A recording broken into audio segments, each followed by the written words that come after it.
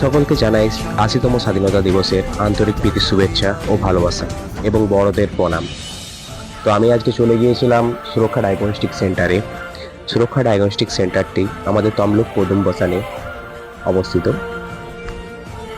অথবা আপনি যদি হসপিটাল মোড়ের দিক থেকে আসেন তাহলে আপনার রিলায়েন্স মলের অপোজিট সাইডেই এই সুরক্ষা ডায়াগনস্টিক সেন্টারটি অবস্থিত।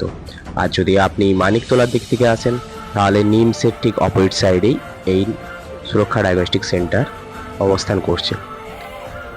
অথবা তমলুক ওয়েবেল কম্পিউটার সেন্টারের উপরেই ঠিক সুরক্ষা ডায়াগনস্টিক সেন্টারটি অবস্থিত। সুরক্ষা ডায়াগনস্টিক সেন্টারে যে সমস্ত ডক্টরবাবুরা ভিজিট করে থাকেন ওনাদের সমস্ত ডিটেলস আমি আমার স্ক্রিনে দিয়ে দিলাম এবং ফোন নাম্বারও দিয়ে দিলাম। সুরক্ষা ডায়াগনস্টিক সেন্টার আপনারা যোগাযোগ করে আসতে পারেন।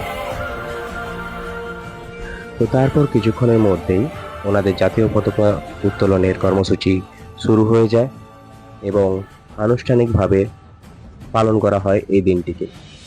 জাতীয় সঙ্গীত গাওয়া হয় এবং তারপর শেষ হয় এনাদের এই অনুষ্ঠান।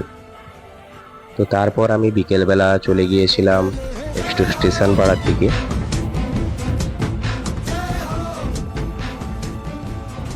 ঠিক সন্ধ্যার মুখে আমরা পৌঁছে যাই তমলুক জেলখানা মোড়ে এবং আমাদের টিমের সমস্ত মেম্বাররা ওখানে উপস্থিত ছিল, বুবাই, সুমন আর আমি।